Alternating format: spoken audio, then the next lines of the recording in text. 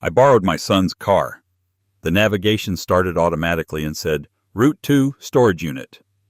Inside, I found boxes labeled with my late wife's name and $180,000 in cash. My name is Raymond Cole. I was 76 years old, a widower, and a grandfather. I had worked with my hands all my life and kept my promises even when they hurt. After Helen died, I learned to live in a quieter house. I still made coffee for two. I still spoke to her when I watered the roses. I believed I knew my son. I believed he knew me. I believed our family could be trusted with what Helen left behind. I held on to those beliefs like a railing on a dark stairway. I sat in the driver's seat and watched the map draw a blue line to a row of metal doors across town. I did not touch the screen. I did not change the destination. I just followed, slow and careful, because curiosity has its own gravity. The gate took a code I did not know. The car knew it. The bar lifted and dropped behind me. The unit door rolled up on worn tracks and the smell of dust and cardboard came out to meet me. I stood there for a long time, hands in my jacket pockets, looking at the black marker on the top box. Helen Cole. Her name in someone else's handwriting, not hers, bold and rushed, the kind used when people think they will be quick. I opened the first box. There were sealed envelopes with bank straps, 20s, 50s, 100s. I counted one bundle and then stopped counting because my hands started to shake. I did not come here to be greedy. I came here by accident, or maybe not by accident, but I was here now and here was full of money. I opened a second box. Her name again. The same hand. More cash. Each bundle had a date, the month she passed written on them in the corner. I thought about the afternoons we spent at the kitchen table with bills fanned out like playing cards. Helen never talked about storage units. She never talked about cash this size. She never talked about giving our son money without telling me.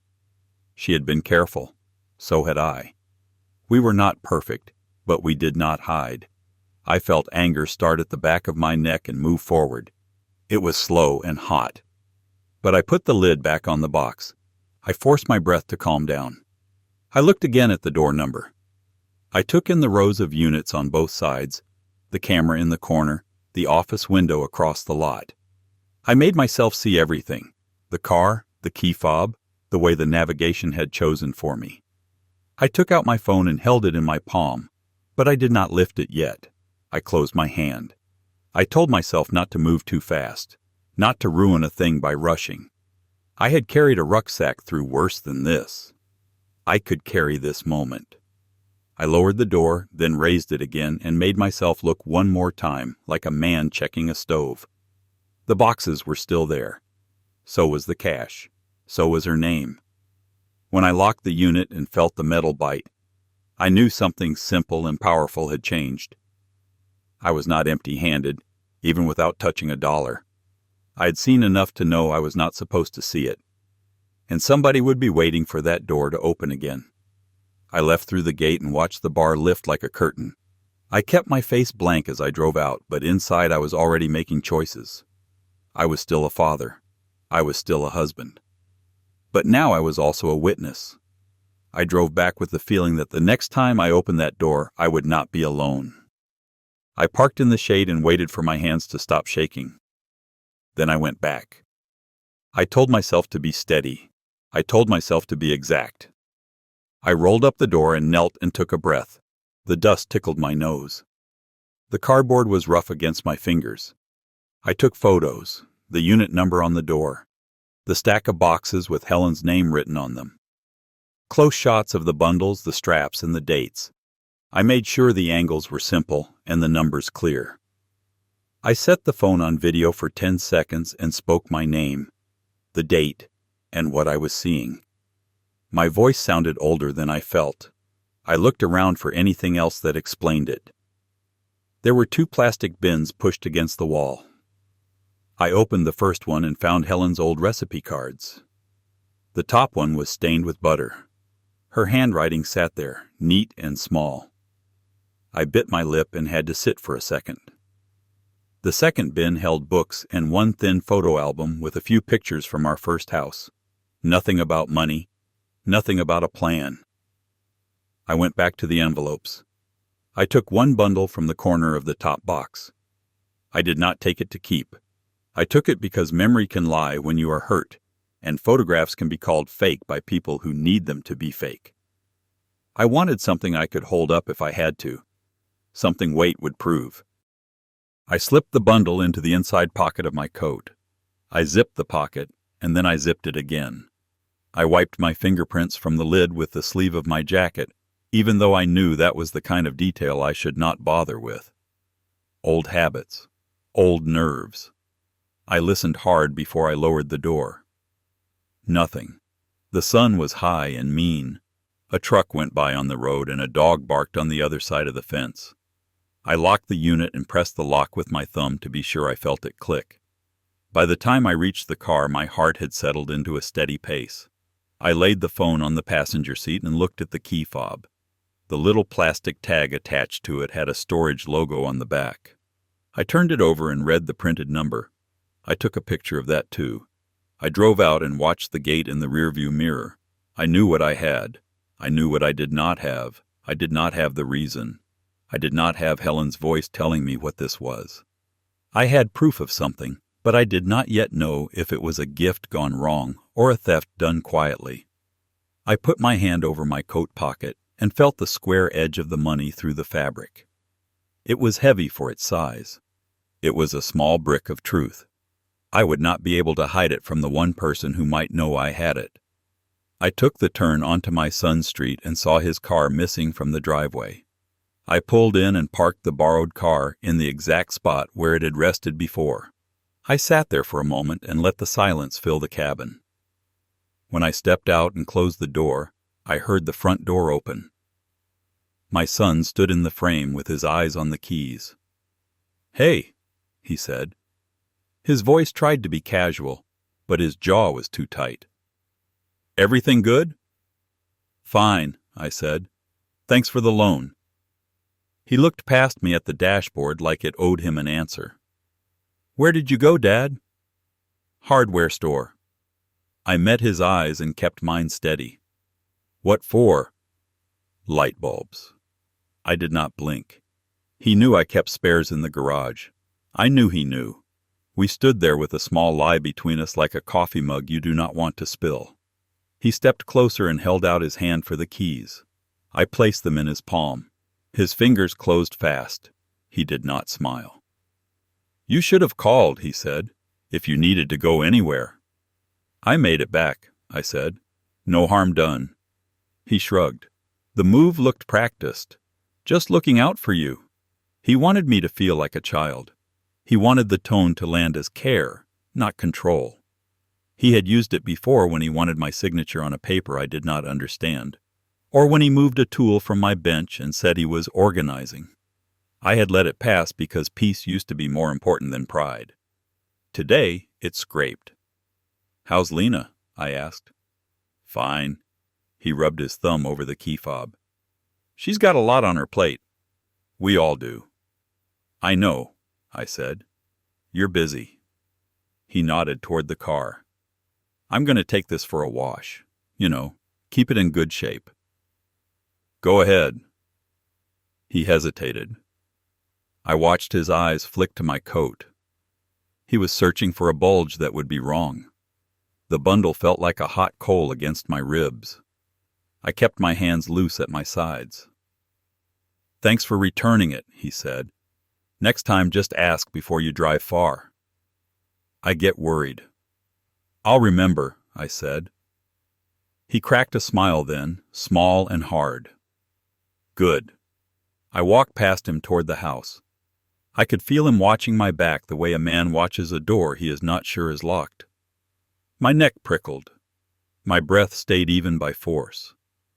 I kept my pace slow so he could not read urgency in it. The porch boards groaned under my weight like they had since I laid them 15 years ago. It felt like the house itself had heard the lie. When I reached the threshold, I stopped and looked back at him. "Son," I said. You ever keep anything of your mother's at a storage place? He flinched. It was small, but it was there. Why would I? No reason, I said. He slid into the driver's seat and shut the door with a solid thud. The engine started fast. He backed out of the drive without looking at me. I watched the taillights fade and realized we were no longer pretending the same game. He was worried I knew. I was worried I knew too little. We were both right. Inside, I took off my coat and laid it flat on the kitchen table. I unzipped the pocket and set the bundle in the middle like something delicate. I did not count it again. I didn't have to. The weight told its own story. I set my phone beside it and scrolled through the photos. The unit number. The boxes. Her name in black marker. The close-ups of the dates. My voice on the short video. Steady but tight. I listened to the video twice. The second time I listened not to the words but to the pause before them. I heard grief in that pause. I heard the small sound a chair makes when it scrapes the floor. I heard the breath I took before I spoke her name. I realized I had not said it out loud in days. I went to the hall closet and pulled down the old recipe tin Helen loved. I opened it and ran my finger over her handwriting on a card for lemon bars. Small and neat. She dotted her I's with care. The marker on those boxes in the unit was not hers. It was a quick, hard hand. A man's hand. Or a woman in a hurry. Not Helen. I wanted to believe she had asked our son to hold something for a reason. I wanted to believe she had a plan I did not know about, and that she had told him because he was nearby and I was not. But I also knew the smell of a secret that is built to take, not to protect. I stood at the sink and looked out at the small rosemary bush she planted, and I kept alive. The late light hung over it. I waited to feel her answer in the quiet kitchen. I did not get one. The refrigerator hummed and then stopped. I wrapped the bundle in a dish towel and tucked it under the bread box. Not to hide from police or from a court, to hide it from my own eyes so I could think without the weight pulling at me. When the front door opened, I heard the familiar shuffle of small feet. My granddaughter ran in with a drawing and the smell of crayons. "Grandpa, look," she said. "It's Grandma's garden." She held up the paper with flowers in a tight row. She smiled up at me like I was the safe place in the room. I crouched and smiled back. "It's perfect." Behind her, Lena came in with grocery bags and a voice pitched too sweet. "Ray, how are you?" "We were just talking about you. Jason said you took a drive today." "Long drive?" I kept my face calm. "Short enough." She set the bags down and glanced at the table. Her eyes flicked to the bread box and then away too fast. My skin went cold. "Dinner soon," she said. "Stay if you like." I kissed my granddaughter's head and stood. "Another night," I said. "I'm tired." At the door, I looked at them both. I tried to find a version of this where I was wrong, where good faith would be enough, where a father could trust his son with his wife's name. I stepped onto the porch, and the air felt thin. I closed the door behind me and stood there alone for a beat, holding the rail like I used to hold Helen's hand when she was unsteady. I walked home with one question pushing everything else aside. Was this my wife's wish kept quiet, or my son's theft carried out in my blind spot? I went back to the storage place early, before the heat settled in. The man at the counter looked bored until I said our last name. "Cole," I told him. "Helen or Jason?" He typed and glanced up. "Unit 47. Renter is Jason Cole." My tongue felt heavy. "Is he here often?" He shrugged. "A lot, yeah. Been coming since spring." He turned the screen so I could see. Dates stacked like steps. I didn't need to read them all. It was enough to feel the pattern. Weekly, sometimes more. "Mind if I take a picture?" I asked. He didn't care. I snapped one, wide enough to catch the name. That was all I needed. Outside, I sat in my truck and looked at the photo. His name. Regular visit starting 2 days after we buried Helen. I tried to find the most generous story. Maybe she'd told him to store something. Maybe she wanted a surprise for me. But there were too many nights, too many quick stops after dinner. Secrets have a rhythm. This one did, and I could hear it. I closed my eyes and took a breath that hurt. It wasn't only the money. It was the handwriting on those boxes, the bold, rushed lines. Not hers. Not careful. Not the woman who pressed a ruler against every label so they sat straight. I drove home with the photo open on the passenger seat, glancing at it at red lights like it might change. It didn't. By the time I parked, my mind was clear enough to say it plain. This wasn't about memory, it was about motive, and I was done pretending I didn't see it. My granddaughter colored at the table, legs swinging, humming to herself.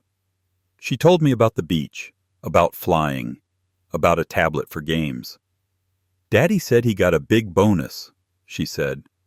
Mommy said we can breathe now. I smiled for her. Then I looked at the hallway. New shoes lined up by the mirror. A bag still wearing its price tag. The house felt like it had grown louder, everything brighter and newer than last month. Lena breezed in, kissed my cheek, and poured water like we were all in a commercial. Jason's been working so hard, she said. It's nice to see it pay off. What changed? I asked. She blinked. What do you mean? At work, I said, gentle. Promotion? New contract? Opportunities, she said, smile tight. You know. In my head I saw Unit 47, corrugated metal, dust, her name on boxes that weren't hers, my son's visits all those nights. I pictured Helen's hands in flour, tapping a recipe card, telling me we could splurge on lemons if we found them on sale. She believed in saving so you could give. Not saving to stunt. Not saving to take. My granddaughter held up her drawing. A bright sun over a row of flowers. This one's for you, Grandpa. Thank you, I said. Your grandma would put it on the fridge. Lena followed my eyes to the stainless steel where only her magnets lived. Her smile flickered, then returned glossy and fixed. We'll put it somewhere special. When I left, a travel brochure lay on the console table. Blue water, handwritten note, book by Friday. On the porch, I stayed a moment, watching my breath steady in the warm air. I wanted to be wrong. I wanted the beach to be clean joy. But I could feel the tide pulling in the other direction. The next step wouldn't be a talk. It would be a line in the sand. I already knew what I needed to do next. My revenge is going to be nuclear. You don't want to miss what happens next.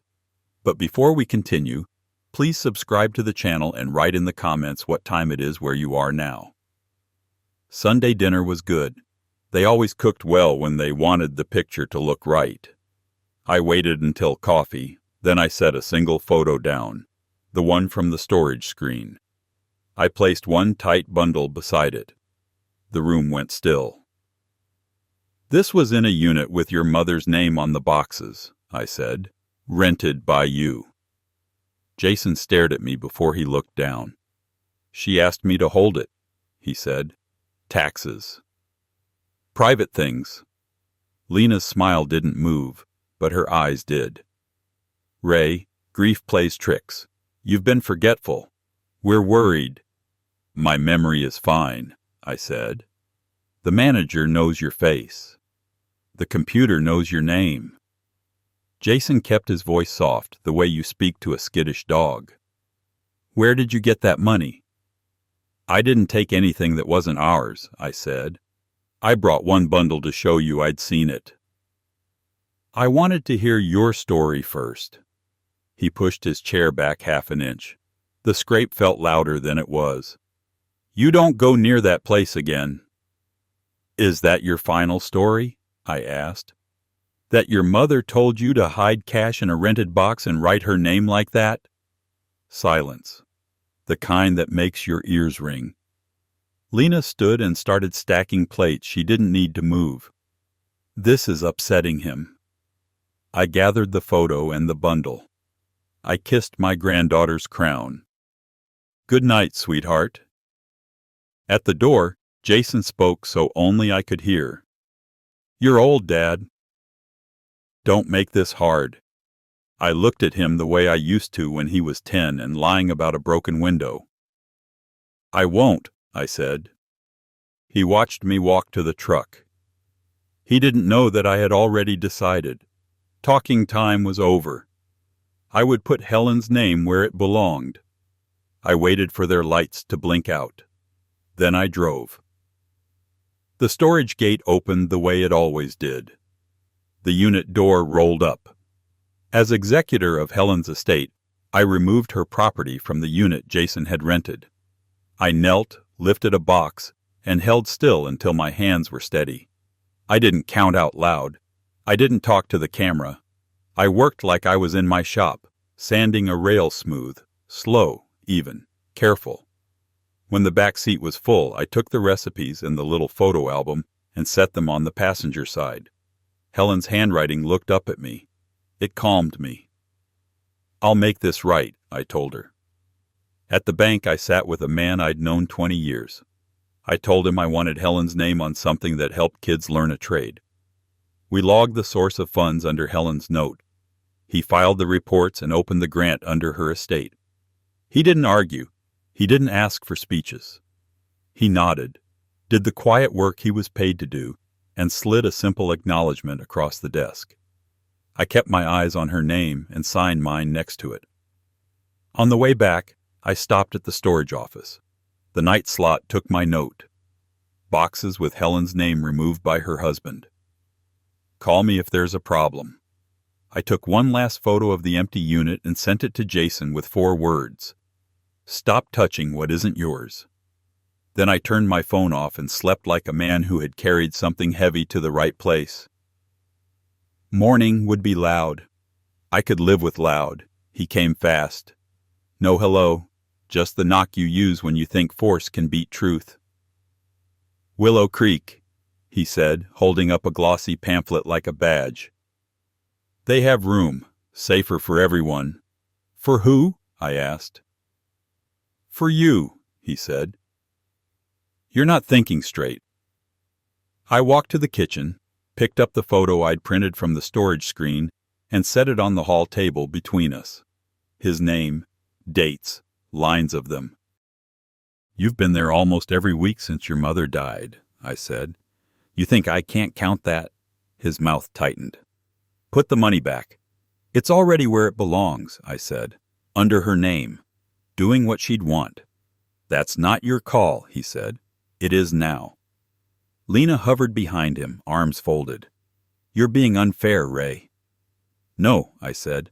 I've been generous. That's different. He stared at the photo like it might blink first. The pamphlet curled in his fist. You'll regret this, he said. Maybe, I said, but not before you do. He left the pamphlet on my porch steps. I picked it up, set it on the hall table, and sat down with my coffee. The house felt steady again. Not happy, not yet, but steady. He had tried to push me back into the small space he'd built for me. I had stepped out. Next time, I wouldn't open the door for talk. I'd open it to end this clean. I pulled down Helen's cookbooks and set them on the kitchen table. Flour still dusted the edges of the lemon bar card. Butter marks bled through a corner from some weekend 20 years ago. Her handwriting ran neat and straight and patient. I turned pages like they were glass. The third book was the old church cookbook with the blue spine. She used to laugh at the typos and add her own fixes in pencil. Halfway through, a piece of paper slipped loose and slid to the floor. I felt it before I saw it. Paper that had waited. I picked it up. Folded twice. Her block letters on the outside, for Ray. My name, how she wrote it when she wanted me to listen. Inside, a small paragraph, simple and plain. If anything happens to me, set aside cash for girls who want to trade. Not college girls who already have help. The ones no one sees. Keep it quiet, but keep it going. I trust you. H. I laid the paper flat and smoothed it with my palm. The room went smaller and deeper all at once. There was no flowery language, no instructions about lawyers, no hint about Unit 47, just her intent. Clear as the sound a nail makes when it seats home. I read it again. I heard her in it, the way she always looked out for the kid who patched her own coat, the girl at the hardware store who sharpened lawnmower blades and kept her head down. That is who Helen spent her money on. Quietly, faithfully. Not trips, not shoes, not breathing after someone else's widowhood. I felt a slow breath leave me. My anger cooled, but it did not fade. It changed shape. It became a line. I wasn't guessing anymore. I wasn't building a story out of pain. I had her writing in my hands. I took a photo of the note. Then I tucked the paper back into the blue spine, not because I needed to hide it, but because I wanted to keep the sound of it close. Some things belong inside the house, where the walls remember. When I sat down with my coffee, the cup felt lighter. My heartbeat found a steady pace. I thought about the money already moved. I thought about the first class of kids who would buy boots and tools with Helen's name on the letter. Not a plaque, not a speech, just good work. It wasn't only that Jason had taken. It was that he had taken against her. That was the part I could not forgive. I folded the photo of the note into my pocket. I stood up and felt the kitchen steady under my feet. Now I had my voice, and I had hers. The next time I spoke to my son, I would bring both. I called Jason late afternoon when the house was quiet. I stood by the window where Helen used to watch the mailman and ask me to wave. The phone rang twice. "Dad," he said flat, "we're busy." "I won't keep you," I said. "There might be more you need to know." A beat. "More what?" "More of what you've been visiting," I said. "I'm not sure where it all is yet." Silence. Not long, just enough to show where his head ran first. "How much?" he asked. His voice sharpened on the word like a man leaning in to count. "I don't know," I said. "Enough to matter." "Look," he said, lowering his tone, trying to make it a team. "If there's more, we can handle it together." The way Mom wanted, I repeated. I looked at the blue spine on the table. "Is that what you think?" He cleared his throat. "She told me to manage things. She knew you get sentimental." "And you get what?" I asked. "I get things done," he said. "We can split what's left, make it clean." "Split?" I kept my voice mild. My hand felt the phone case warm against my palm. "That's not what I meant," he said quickly. "I meant we keep it in the family." "The way you kept it in a metal room with her name written like a warning," I said. "Don't start this again," he snapped. "You already caused a mess. Lena's sick over it. The kid is confused. Put whatever you have back and stop." "I moved it to where it belongs," I said. "And if there is more, it will go to the same place." He laughed once, short and mean. "You can't even carry your own grocery bag some days." "You think you're going to manage this?" "I managed it last night," I said. "You don't know what you're doing." Then softer, trying to reel it in. "Come by tonight. We'll sort it." "No," I said.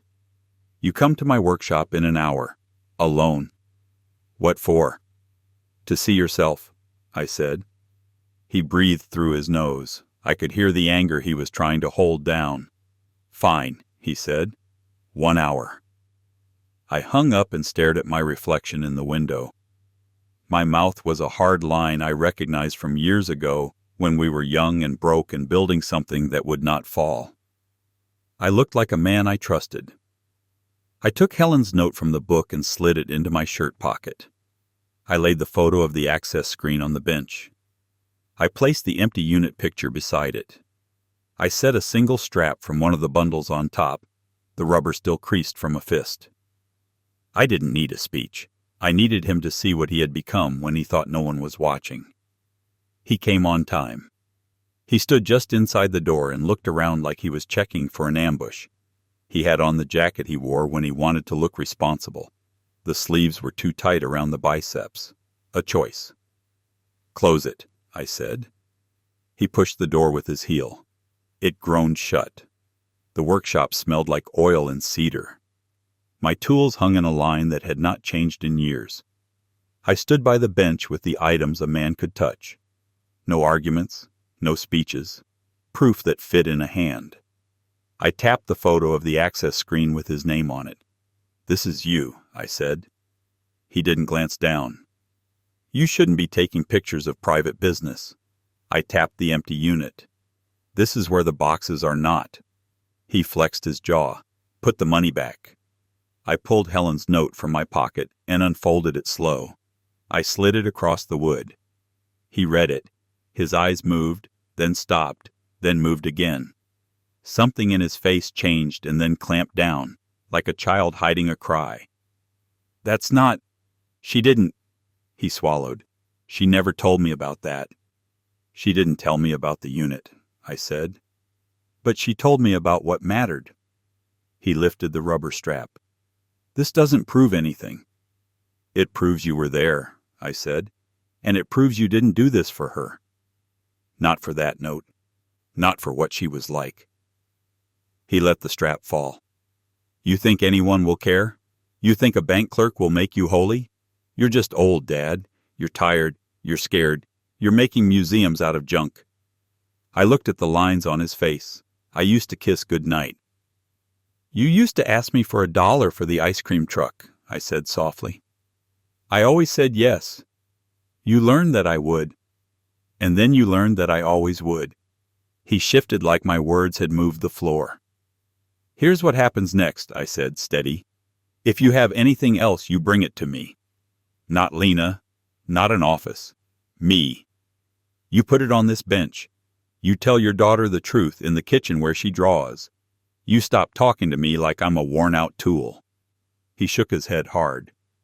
"You don't get to make demands. You're the one sneaking around at night." "I went because you did," I said. "I left because I won't live in a house built on that kind of lie." He reached out fast, palm sliding for Helen's note. I lifted it before his fingers touched paper. He froze, hand open, inches from mine. "Don't," I said. He looked at me, and for the first time in months I saw the boy under the man, scared, cornered by his own choices. "This ends now," I said. "Walk out with what isn't yours, and you don't come back." He lowered his hand. His breath came short and hot like he'd run. "You think you're the hero," he whispered. "I think I'm her husband," I said. "And your father." We stood until the clock on the wall ticked loud enough to feel. He turned and shoved the door open so hard a screwdriver rattled in its tray. He didn't look back. I set Helen's note in the drawer with my chisels. I closed it soft. The room finally felt like mine again.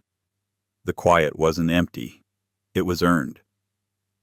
He came back at dusk, driven by something that had slipped out of his hands. He didn't knock. He walked straight in like he used to as a teenager, loud enough to prove a point. "Where is it?" he said. His eyes were wild in a way I hadn't seen on him since he was 12 and swung first, then cried after. I stood in the living room with the lamp on low. Family photos hung in their old order. Helen's cardigan lay folded on the chair I refused to move. "It's where your mother would put it," I said. He stepped closer. "Don't play games." "You started them," I said. "You wrote her name on boxes you filled for yourself." He pointed at my chest. "You are not right in the head. You took something that—" "Stop."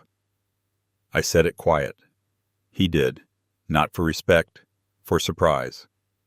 I walked to the mantel and lifted a frame.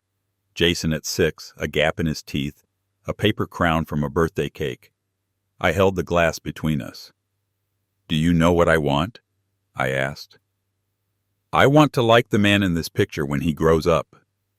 He looked away, jaw clenched. "I called you to the workshop because I wanted you to feel the weight of what you did," I said. Not just money. What you did to her name. He laughed, sharp and joyless. You're making me the villain so you can feel like a saint. No, I said. I'm making you look at yourself. He lunged for the coffee table where I had set the photo of the empty unit, grabbed it, crumpled it in one fist. He swept his other arm and knocked a bowl to the floor. It shattered. He flinched at the sound. We both stared at the pieces. The house went still except for our breathing. You're better than this, I said, and realized I didn't know anymore if that was true. He kicked the shards under the couch with the side of his shoe like a boy hiding evidence. You think you've won? He said. You haven't even started losing. I've lost enough, I said. I lost your mother. I won't lose myself to you. He opened his mouth to spit something cruel. Then he saw the folded paper on the end table, the blue church cookbook resting open beside it. Helen's note lay there like a hand raised for quiet. He reached for it without thinking. I stepped between. No, I said. You don't touch that again. He stared at me. He wanted to push past. He also wanted to be small and held. Both lived in his face, fighting. You were always soft, he said. You confuse softness with goodness. And you confuse speed with strength, I said. You grab. You call it solving. He backed up a step, chest heaving. What are you going to do, Dad? Tell the neighbors? Put it in the paper? You think anyone cares? I do, I said. That's enough. He turned, slammed the door hard enough to rattle the frames. The house shook and then settled. I picked up the bowl pieces and dropped them in the trash one by one. Then I sat with Helen's note and the small ache of the day. My hands stopped shaking. The decision that had been forming since the storage gate first lifted finally locked into place. I would end this clean, not with shouting, with a boundary he could feel every time he reached for what wasn't his. Soon the justice hammer is going to strike with all its might and honesty. Lena called that night after dark. She did not bother with hello. Ray, she said, voice tight, we need to fix this. I already did, I said. You humiliated my husband, she pressed. You scared our child. You turned this family into a spectacle. I moved Helen's money to do what she asked, I said. Quiet help for kids who don't get help. That's not a spectacle you stole, she said. From your own blood. No, I said. I stopped a theft. She took a breath and changed tones, soft and syrupy. We're family. Jason is drowning over here. He said he'll apologize if that's what you want. Just bring back what you took. We'll put things in writing. We'll make you comfortable. Comfortable. The word hit wrong. I'm not a piece of furniture, I said. Silence. Then the real voice. You think you can cut us off? You think you can just walk away from everything you promised? I didn't promise to fund greed, I said. I promised to take care of my wife's name. I promised to be a good grandfather. I can do both without paying for red-bottom shoes. You'll regret this, she said. I already changed what needed changing, I said. The monthly transfers are over. The spare key won't work. My phone plan is mine again. If you need something, ask. Stop taking. My hand was steady on the receiver. I could hear dishes clinking in her kitchen, a child's cartoon faint in the background. A normal house, except for the thing growing in it. You can't do this, she said, but it sounded smaller. I did, I said. She tried one last swing. You'll die alone if you keep this up. I lived with a good woman, I said.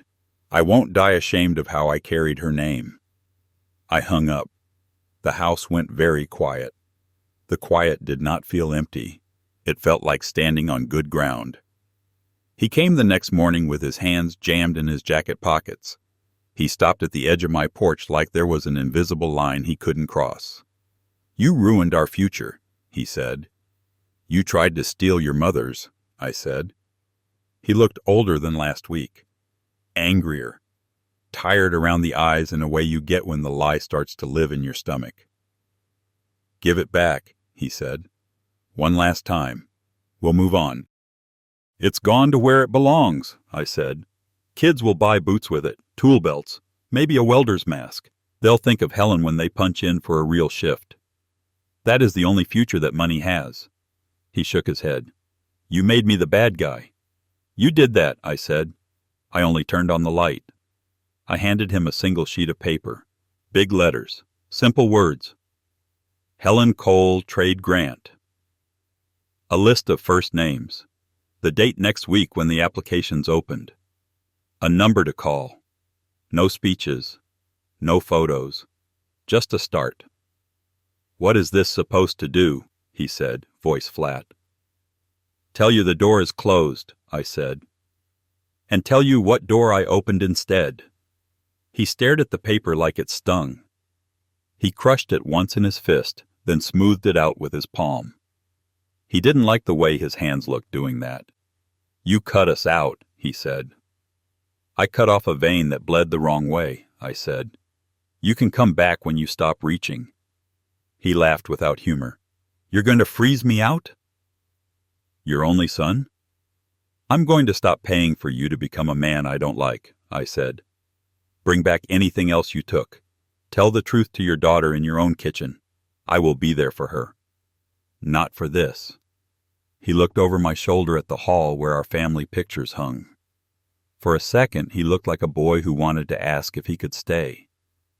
Then his face hardened. He stepped back. This isn't over, he said. It is for me, I said. He turned away. I watched him go and felt the porch boards steady under my feet. 1 week later, I stood in a small workshop behind the vocational school while a row of teenagers tried on new work boots. They stamped their feet and smiled like the floor felt different. It did. One girl turned her foot left and right, studying the leather like it might run away. Another boy ran his hand over a brand new level. He held it straight and watched the bubble find center. No speeches, a few thank yous, a handshake from the instructor who remembered Helen buying raffle tickets every year. He said her name like it meant something. It did. I went home with sawdust on my cuffs and set the mail on the table. A simple note lay on top from a kid who had already bought a set of pliers. Tell Helen thank you, it said. I will make her proud. I walked out to the garden. The rosemary was going wild, so I cut it back and laid the sprigs in a neat row on the stone. The air smelled like our Sundays used to. I looked at her chair by the back door and said her name. I kept it straight, I told her, the way you would. Inside, I wrote 2 lines and slid them into the folder where I kept the things that mattered. I told my lawyer to make my home mine until I was done with it, and after that, for it to pass to the people who didn't try to take it while I was still breathing. No flourishes, just a clean path. I set my granddaughter's drawing on the fridge. Flowers in a tight row, a bright sun in the corner. The phone sat quiet. If it rang, I would answer for the child.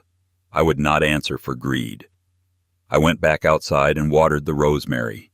The hose hissed, and the ground went dark where the water soaked in. The house behind me felt steady. The map in my head no longer pointed to a metal door. It pointed here, where her name belonged and where I would stand. Do you call it love to keep peace, or do you call it love to keep a promise? Which one would you choose? Please share your thoughts in the comments. My grandpa's words really happened. I believe him.